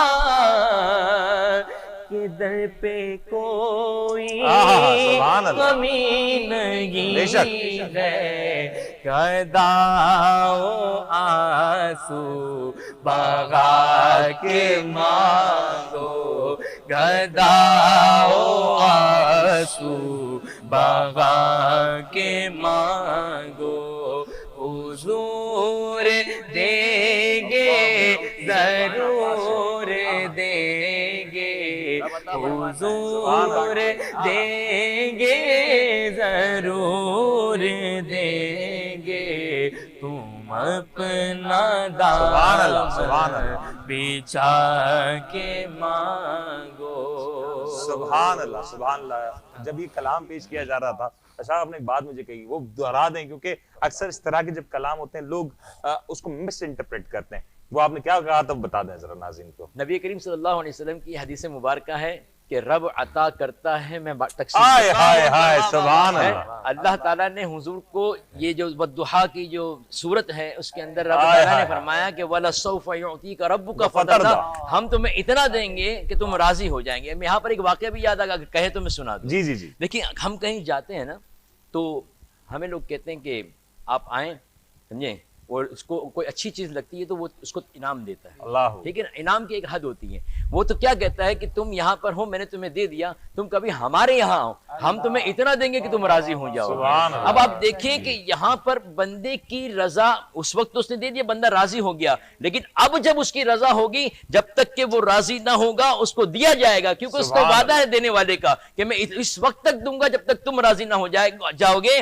تو یہاں پر اللہ تعالیٰ نے اپنے حبیب سے کہا کہ مولا کیا چاہیے، لے تو راضی ہوا کہ نہیں، لے تو راضی ہوا کہ نہیں، لے تو راضی ہوا کہ نہیں. لیکن حضرت مولا کائنات حضرت علی المرتضی رضی اللہ تعالیٰ عنہ فرماتے ہیں کہ میں نے حضور کی بارگاہ میں عرض کی کہ یا رسول اللہ، آپ کو جب رب نے یہ آیت کریمہ عطا کی ہے کہ وَلَسَوْفَ يُعْطِيكَ رَبُّكَ فَتَرْضَىٰ، تو آپ نے رب سے کیا مانگا؟ اللہ اکبر. حضور فرماتے ہیں کہ مولا جب تک کہ میرا ایک ایک امتی جہنم سے آزاد نہ کر دیا جائے، اللہ اکبر، سبحان اللہ، میں راضی نہیں ہوں گا. آپ دیکھیں حضور صلی اللہ علیہ وسلم کو یہ جو کلام پڑھ رہے تھے، یہاں پہ یہ بھی کلام پڑھا گیا، یہاں پہ مجھے کلام یاد آ رہا تھا، لیکن یہاں پر اس وقت اتنا وقت نہیں ہے کہ ہم اس کلام کو بیان کیا جائے. لیکن مولانا حسن رضا خان صاحب نے حضور کی اس منظر کی جو منظر کشی کی ہے، وہ منظر کیا ہے؟ ایک شخص جو ہے اس کو داروغہ جہنم کی طرف لے کے جا رہے ہیں. حضرت آدم علیہ نبی علیہ السلام دیکھ رہے ہیں اور پوچھتے ہیں اے داروغہ جہنم، اسے کہاں لے کے جا رہا ہو؟ یہ تو امت محمدیہ کا شخص ہے. وہ کہتے ہیں اللہ تعالیٰ نے اسے جہنم میں ڈالنے کا حکم دیا ہے. اللہ اکبر. وہاں سے حضرت آدم علیہ نبی علیہ السلام آواز لگاتے ہیں یا احمد یا احمد یا احمد. حضور صلی اللہ علیہ وسلم اپنی تہبند کو اس طرح اٹھا کے جو ہے بھاگتے ہوئے آتے ہیں. کیا ہوا ابا احمد، کیا ہوا حضرت آدم؟ تو کہتے ہیں کہ دیکھو تمہاری امتی کو یہ داروغہ جہنم کی طرف لے کے جا رہے ہیں. اللہ اکبر. دوڑتے ہیں اور کہتے ہیں رکو، اسے کہاں لے کے جا رہے ہو؟ کہا اللہ کا فرمان ہے، اللہ کا حکم ہے، اسے جہنم میں لے کے جا رہے ہیں. کہا رکو، میرے رب نے مجھ سے وعدہ فرمایا ہے. یہاں پر اللہ کی بارگاہ میں گڑ گڑاتے ہیں، سجدہ ریز ہو جاتے ہیں کہ مولا تیرا وعدہ ہے کہ تو میری امتی کو جہنم میں نہ ڈالے گا. فرشتوں کو حکم دیا جاتا ہے آؤ اسے لے کر آؤ، پھر میزان عمل میں لے کے آؤ، اس کو جو تولا جائے گا اس کے اعمال کو، پھر اعمال تولے جاتے ہیں. پلڑا بھاری ہوتا ہے، حضور ایک رکا نکالتے ہیں، دوسرے پلڑے میں ڈالتے ہیں، وہ وزن سے بھاری ہو جاتا ہے. اللہ حکم فرماتا ہے جاؤ اسے جنت میں ڈال دو. اللہ اکبر. ایک جہنم کا مستحق جنت میں جا رہا ہے، فرشتوں کو کہتا ہے یہ کس نے کیا، یہ کون ہے میرا محسن؟ کہا دیکھو یہ تمہارے محسن کھڑے. کہا یہ کون ہے؟ کہا یہ تمہارے نبی ہیں، یہ تمہارے نبی ہیں. پھر نبی کے قدموں میں گر جاتا ہے اور کہتا ہے یا رسول اللہ، کام تو میں نے وہ کیے تھے کہ جہنم کا مستحق تھا، اعمال تو ایسے تھے جہنم کا مستحق تھا، لیکن آپ نے اتنا کرم کیسے کیا، آپ نے اتنا کرم کیوں کیا؟ کہا تمہارا نبی کسی کا قرضہ نہیں رکھتا ہے، یاد کرو رات کی تاریخی میں ایک بار تم نے مجھ پر درود پاک پڑھا تھا، کہا یہ وہی نامہ اعمال تمہارا ہے درود پاک کا جسے جنت میں ڈال دیا گیا. قرآن بھائی آپ کچھ فرمانا چاہ رہے ہیں؟ آگے جو کلام پڑھا فاتر نے، اور شاعر نے جو شعر کہا کہ مانگنے والا ہو اگر کوئی میرے آقا ضرور دیتے ہیں. سبحان اللہ. تو یہ بات جو ہے ہم جتنے بھی اعمال کرتے ہیں، لیکن اس اعمال کے اندر ہم اپنے آقا کو بھول گئے ہیں. یاد رکھیں کہ دیکھیں جو اپنے نبی کو ناراض کرتا ہے ہم کیا کرتے ہیں؟ نماز نہیں پڑھتے. ناراض کس کو کرتے ہیں؟ کہا رب تمام اعمال کو معاف کرنے والا ہے، لیکن اگر کوئی اس کے حبیب کو ناراض کرے رب تعالیٰ اسے معاف نہیں کرتا. جو نہ بھولا ہم غریبوں کو رضا، جو نہ بھولا ہم غریبوں کو رضا، یاد اس کی اپنی عادت کیجیے. یہ بات یہاں پر میں مکمل کر لوں کہ حضور صلی اللہ علیہ وسلم کو ہم بھول چکے ہیں. ہم ان کے معاملات کو جو انہوں نے ہمیں تحفے دیے وہ تو ہمارے لیے گر گراتے ہیں، لیکن ہم نے ان کو یاد نہیں رکھا ہے. بس یہی میں کہنا چاہتا ہوں کہ وہ آقا کریم علیہ الصلوۃ والسلام کہ اگر آنکھوں سے آنسو ہماری وجہ سے نکلیں، یاد رکھیں ان کو تکلیف پہنچی تو رب معاف کرے گا. رب معاف کرے گا. آپ نے سوال کیا تھا نا بریک پہ جانے سے پہلے، میرے خیال سے اتنا خوبصورت جواب آپ نے دے دیا، میری تو ہمت ہی نہیں ہو رہی سوال دہرانے کی. بس یہ ہے کہ اپنے حبیب کو راضی کر لو. ان کو راضی کیا، آپ جتنے بھی گناہ گار ہوں بس اس حبیب پاک کے صدقے میں اللہ تعالیٰ تمام گناہوں کو معاف کرے گا اگر تم نے اپنے حبیب کو راضی کر دیا. اشفاق صاحب بات آپ نے بڑی خوبصورت کر دی. اب کیونکہ پروگرام کا اپنا اختتامی لمحات ہے، میں چاہوں گا ایسا کلام پہلے سنا دیں، ساتھ میں ہم دعا کریں، اور پھر جب اختتام ہو دعا کے ساتھ، تو کیونکہ اب الوداع رمضان کی صدا ہے، تو تو اسی کے ساتھ آج کا پروگرام اختتام کریں گے. کلام تو سب نے پڑھے ہیں, ہم مناجات کے ساتھ جو ہے جی دعا کی طرف جاتے ہیں. جی جی جی, تو مناجات کے لیے یہ ہے کہ اپنے دل کے ہمارے اندر, ثنا خان بھی ساتھ شامل ہو جائیں گے تو بڑا خوبصورت ہو جائے گا. دل کے اندر جو ہے ہم اپنے گناہوں کو حاضر کر کے اپنے رب کی طرف جاتے ہیں, اور یہ عہد کے ساتھ کہ آئندہ ہم کبھی جو ہے گناہ کی طرف نہ.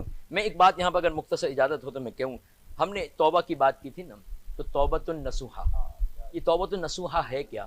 توبۃ النصوحہ یہ ہے کہ بندہ گناہوں سے اتنا دور ہو جائے کہ اگر گائے کے تھن سے دودھ نکلے اور تھن سے دودھ نکلنے والا اس کا تھن میں لوٹنا جتنا مشکل ہو جائے, ہم گناہوں سے اتنے دور ہو جائیں. سبحان اور اللہ. یہ توبۃ النصوحہ ہے. آئیے ہم اس جو ہے اللہ کی بارگاہ میں جو ہے مناجات کرتے ہیں اور درود پاک کے ساتھ کرتے ہیں. اللہم صلی علی سیدنا و مولانا محمد وعلی آلہ وصحبہ وبارک وسلم. کب گناہوں سے کنارہ میں کروں گا یا رب, کب گناہوں سے کنارہ میں کروں گا یا رب, نیک کب ہے میرے اللہ بنوں گا یا رب, نیک کب ہے میرے اللہ بنوں گا یا رب. کب گناہوں کے مرض سے میں شفا پاؤں گا, کب گناہوں کے مرض سے میں شفا پاؤں گا, کب میں بیمار مدینے کا بنوں گا یا رب, کب میں بیمار مدینے کا بنوں گا یا رب. قبر میں گئے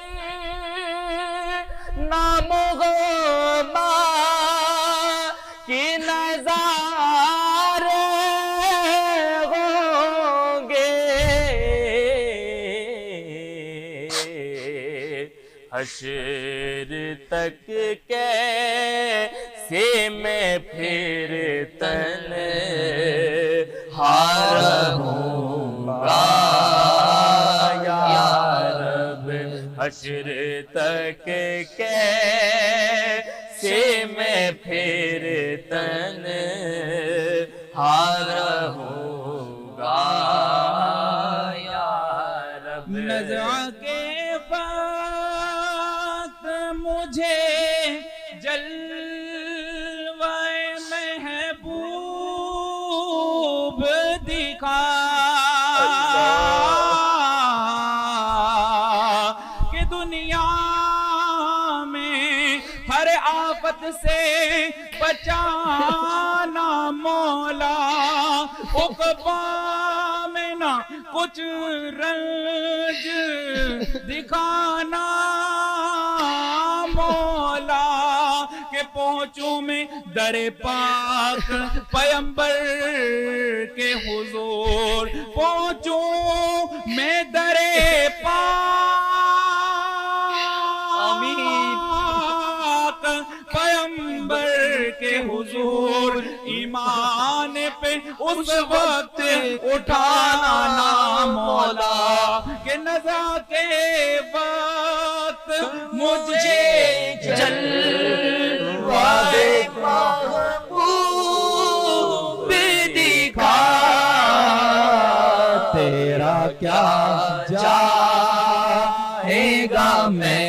شاد رہوں گا یا رب۔ موت ٹھہری آنے والی آئے گی، جان ٹھہری جانے والی جائے گی، روح رگ رگ سے نکالی جائے گی، تجھ پہ ایک دن خاک ڈالی جائے گی، ایک دن میت اترنی ہے ضرور، جیسی کرنی ویسی بھرنی ہے ضرور، عفو کر اور صدا کے لیے راضی ہو جا، اللہم انک عفو کریم تحب العفو فاعف عنا یا غفور، عفو کر اور صدا کے لیے راضی ہو جا، گر کرم کر دے تو میں شاد مروں گا یا رب، اور امتحان کے کہاں قابل ہوں میں پیارے اللہ، امتحان کے کہاں قابل ہوں میں پیارے اللہ، بے سبب بخش دے مولا، تیرا کیا چاہتا ہے، بے سبب یا اللہ بخش دے، ہم سب کو بخش دے یا اللہ، ناظرین کو بخش دے یا اللہ، جو جس وقت دعاؤں میں التجاؤں میں حاضر ہے یا اللہ سب کو بخش دے یا اللہ، بیمار بھی حاضر ہے یا اللہ، قرضدار بھی حاضر ہے یا اللہ، یہ گناہگار بندے گناہوں سے نتھڑے گندے کالے ہاتھ اٹھائے ہوئے یا اللہ سب کو بخش دے یا اللہ، مانگنے والی رات ہے، اس سے نہ مانگیں گے تو کس سے مانگیں گے یا اللہ بخش دے یا اللہ، یا اللہ بخش دے یا اللہ، تو اپنی رحمت سے نا امید نہیں فرمائے گا یا اللہ، ہم گناہگاروں کو بخش دے یا اللہ، ہم خطا کاروں کو بخش دے، اللہم انک عفو کریم تحب العفو فاعف عنا یا غفور،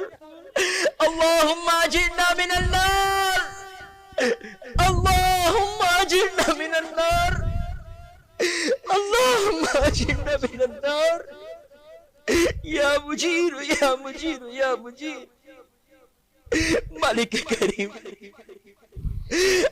آج بنتا ہوں معزز جو کھلے حشر میں آئے،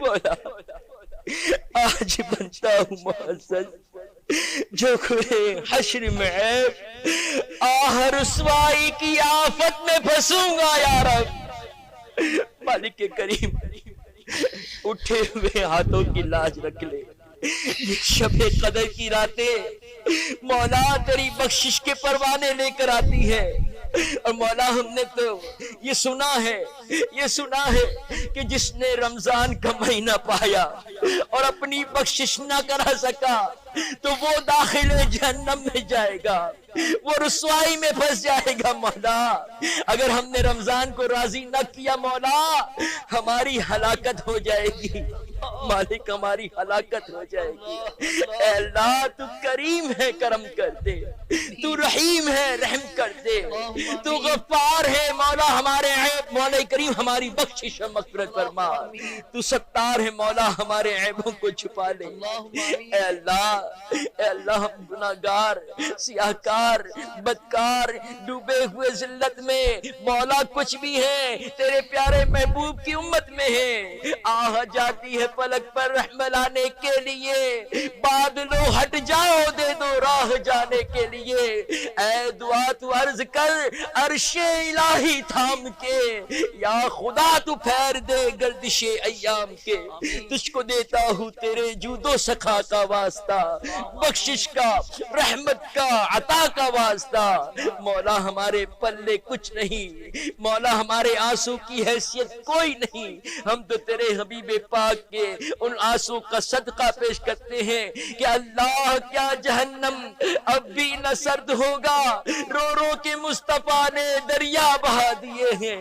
مالک کریم ہم تو گناہگار، تو نے اچھا بنایا، اچھا دل عطا کیا، اچھی روح عطا کی، اچھا باطن عطا کیا، مولا ہم نے اسے برباد کر دیا۔ اے اللہ اب تو ہم برباد ہو کر آگئے تیری بارگاہ میں، مولا سب کچھ چھوڑ کر آگئے تیری بارگاہ میں، تو نہ معاف کرے گا تو کون کرے گا، ہم تجھے نہ پکارے تو کسے پکارے، مولا تو ہمارا پالن ہار ہے، تو ہمارا رب ہے، ہم تجھی کو پوچھتے ہیں، ہم تیری ہی عبادت کرتے ہیں مولا، ہم تیری ہی عبادت کرتے ہیں مولا۔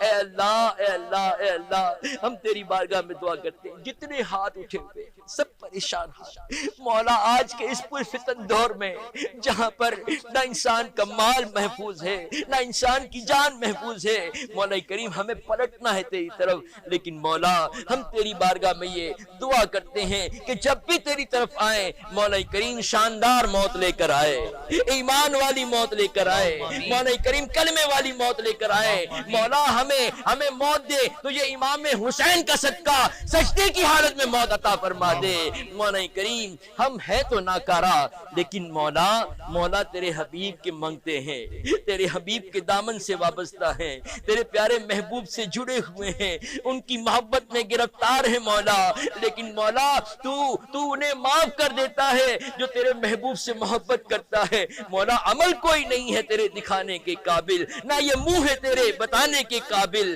مولا جو ہمارے پاس ہے کہ یہ محمد عربی کا نام ہے کہ یہ نام کوئی کام بگڑنے نہیں دیتا، بگڑے بھی بڑھاتا ہے یہ نام محمد، مولا اس نام محمد کا صدقہ ہمیں معاف کر دے، ہماری بخشش کر دے مولا، ہمیں معاف کر دے، ہماری بخشش کر دے، اللہم ربنا اغفر لنا ولاخواننا الذین سبقونا بالایمان ولا تجعل في قلوبنا غلا للذین آمنوا انك رؤوف رحیم، اللہم ربنا لا تزغ قلوبنا بعد اذ هديتنا وهب لنا من لدنك رحمة انك انت الوهاب، اللهم ارزقنا فانك خير الناصرين، اللهم ارزقنا فانك خير الرازقين، اللهم ارزقنا زيارة في مكة المكرمة، اللهم ارزقنا شهادة في سبيلك واجعل موتنا في بلد حبيبك صلى الله عليه وسلم، اللهم يا الله يا الله يا الله يا كريم يا حنان يا منان يا حي يا قيوم يا حي يا قيوم برحمتك استغيث، يا حنان يا منان يا شافي يا کافی یا باقی، مولا کریم سبھی کچھ تو ہے، ہم تیرے ہیں مولا، جب ہم تیرے ہیں تو ہمارا ہو جا مولا، تو ہمارا ہو جا، ہمیں اپنا بنا لے مولا، تو ہمارا ہو جا، ہمیں اپنا بنا لے، مالک کریم جو مولا دعاؤں کے لیے کہتے رہے، جنہوں نے پرچیوں کے ذریعے یہاں پر میسج کیا، مولا کریم ان سب کی مولا کریم دلی حاجات کو تو جانتا ہے، ان کی مرادوں کو تو جانتا ہے، مولا کریم ہمیں نہیں پتا کس کو کیا چاہیے، مولا جسے چاہیے تو بہتر جانتا ہے، ان کو عطا کر دے، مولا کریم بے روزگاروں کو اچھا رزق عطا فرما، بے اولادوں کو اچھی نیک اولاد عطا فرما، بے رشتہ کو مولا کریم غیب سے اچھے رشتے عطا فرما، مولا کریم ہمیں بڑوں کا ادب کی توفیق عطا فرما، ماں باپ کا خیال کرنے کی توفیق عطا فرما، چھوٹوں پر شفقت کرنے کی توفیق عطا فرما، مولا کریم کسی کا مال کسی نے غضب کیا ہو مولا ضرور وہ پھنس جائے گا، مولا اسے توفیق بھی عطا فرما کہ وہ مال لوٹا دے، جو ماں باپ سے ناراض ہو کر بیٹھا ہے مولا وہ ہلاکت میں جائے گا، مولا اسے توفیق عطا فرما، اپنے ماں باپ کو منا لے، مولا کریم تیری بارگاہ میں مولا کریم جن باتوں کا ذکر ہم نے سنا کہ وہ ان پر جو ہے ان کی مغفرت نہیں ہوگی، وہ نہیں بخشے جائیں گے، ان چیزوں چیزوں کی وجہ سے مولا کریم ان سب چیزوں والوں کو مولا ان سے نجات عطا فرما دے، ان کو توبہ کی توفیق عطا فرما دے، ان کو پلٹا دے مولا ان کو پلٹا دے مولا۔ تو 70 ماہوں سے زیادہ پیار کرنے والا، سبب کو تو پیدا کرنے والا، اسباب مہیا تو کرنے والا، ہم تو تیری بارگاہ میں دعا کرتے مولا ان لوگوں کو بھی جو ایمان والے ہیں، جن کے دل میں ذرہ برابر ایمان کا ایک قطرہ، ایک ذرے سے کم بھی اگر ایمان ہے، مولا اسے توفیق دے کہ وہ پلٹ جائے، اسے توفیق دے کہ پلٹ جائے۔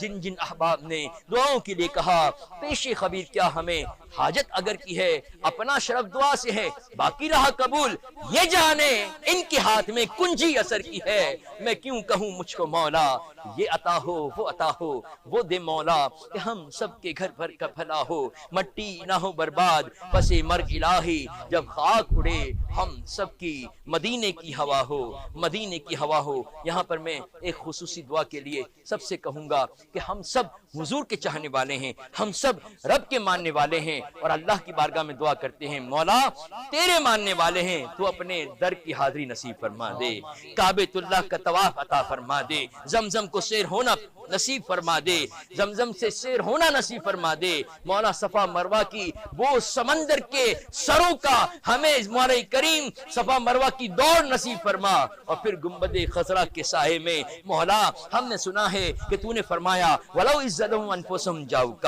جب اے حبیب یہ تمہارے امتی تمہارے لوگ جب اپنی جانوں پر ظلم کر بیٹھے تو اے حبیب ان سے کہو کہ میرے پاس ڈائریکٹ نہ آئیں بلکہ تیری بارگاہ میں آئیں، اور تیری بارگاہ میں آنے کے بعد وہ مجھ سے استغفار چاہیں اور پھر تم ان کی سفارش کر دو تو تمہارا رب انہیں جو ہے بخشنے والا ہوگا، تمہارے رب کو وہ بخشنے والا پائیں گے۔ تو مولا ہم تو یہاں سے بھی اگر اپنے پیارے آقا کو پکاریں اور ان کا وسیلہ تیری بارگاہ میں پیش کریں تو مولا ہمیں یہ یقین ہے کہ ہمارے آقا ہماری سفارش ضرور کریں گے، لیکن ہم مولا یہ خواہش کرتے ہیں کہ ہم حضور کی بارگاہ میں جائیں، آنسو بہائیں اور ان سے عرض کریں یا رسول اللہ ہم نے آپ کو بڑا تنگ کیا ہے، ہم نے آپ کی آنکھوں سے آنسو بہانے کی ایسی ہم نے ناپاکیاں کی ہے کہ آپ کی آنکھوں سے آنسو بہتے ہمارے لیے، لیکن پھر بھی یا رسول اللہ آپ کے مجرم آپ کے پاس کھڑے ہو کر آپ کے رب سے مغفرت طلب کرتے ہیں، ہماری سفارش کر دیجئے، ہماری سفارش کر دیجئے، ہماری سفارش کر دیجئے، پیش کریں۔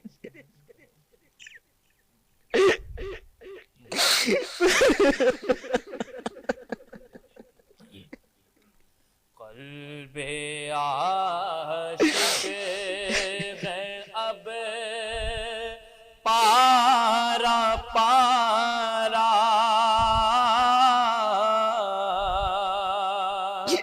الوداع الوداع ماہ رمضان،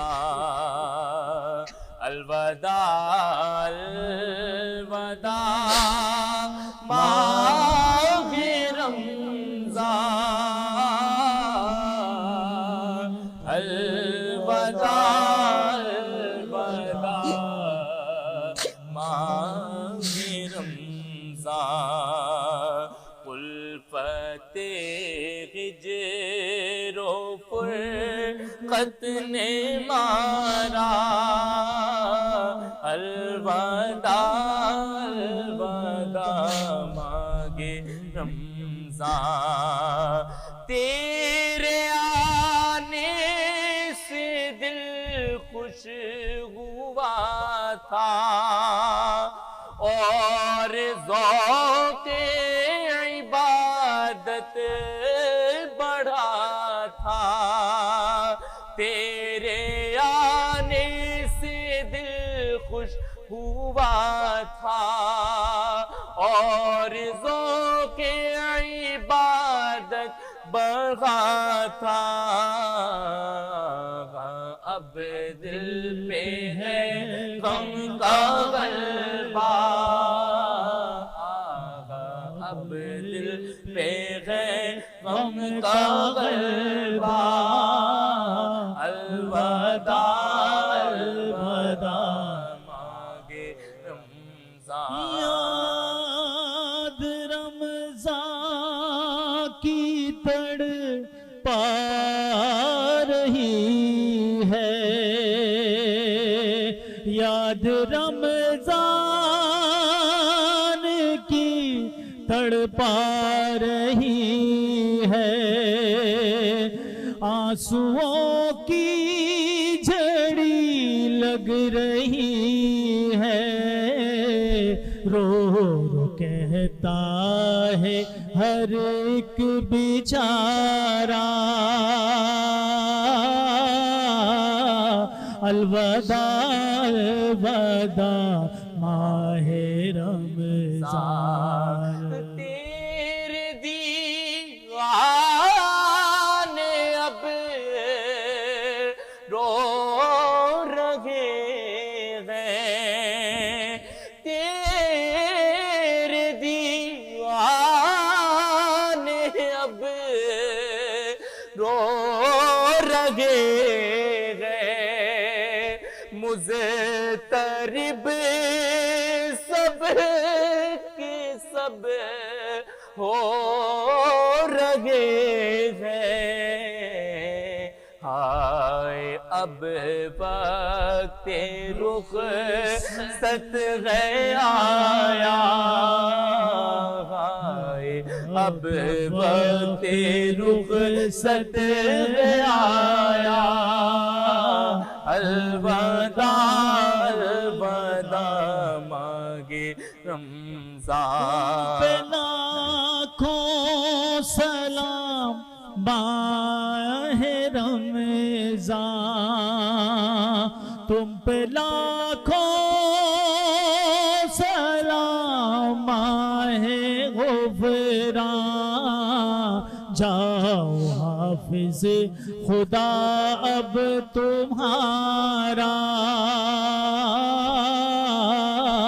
अलविदा अलविदा माहे रमजान, अलविदा अलविदा माहे रमजान, अलविदा अलविदा माहे रमजान।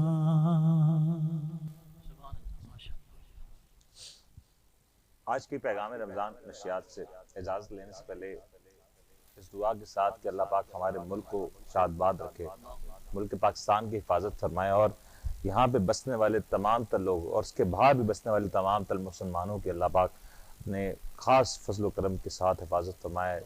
मेरा मुल्क जल रहा है, मेरे मुल्क के लोग परेशान हैं। इस दुआ के साथ आज के प्रोग्राम को इख्तिताम करेंगे कि हमारे मुल्क की अल्लाह हिफाजत फरमाए। और जाने से पहले एक बात दोहराना बड़ी ज़रूरी है कि इस ट्रांसमिशन को पहुंचाने का जो अमल है बड़ा मुश्किल रहा। मेरी टीम के हर एक मेंबर के लिए ख़ास दुआएं, क्योंकि अगर उनका साथ ना होता, उनकी मोहब्बतें ना होती तो ये ट्रांसमिशन आप तक ना पहुंच सकती। इस ट्रांसमिशन पैगाम रमज़ान का जो एक अहम मकसद था वो था कि रमज़ान का पैगाम आप तक पहुंचाया जाए और उसके साथ कुछ हम भी इसमें सीख लें। मैं तमाम तर उलमा इकराम जो अब तक इस ट्रांसमिशन में हमारे साथ रहे, हमारे ट्रांसमिशन का हिस्सा बने, तमाम तर सनाखा, तमाम तर मेहमान जो भी हमारे साथ इस ट्रांसमिशन में रहे, बहुत से लोग जो कैमरे के आगे नज़र आए, बहुत सारे लोग जो कैमरे के पीछे नज़र आए, उनका तहे दिल से शुक्रिया अदा करूँगा, क्योंकि उनकी मोहब्बतों के, उनके साथ के बगैर ये होना मुमकिन नहीं था। अपना बहुत बहुत ख्याल रखेगा। अपने मेज़बान मुरी मेमन को इजाज़त दीजिए। अल्लाह हाफ़िज़।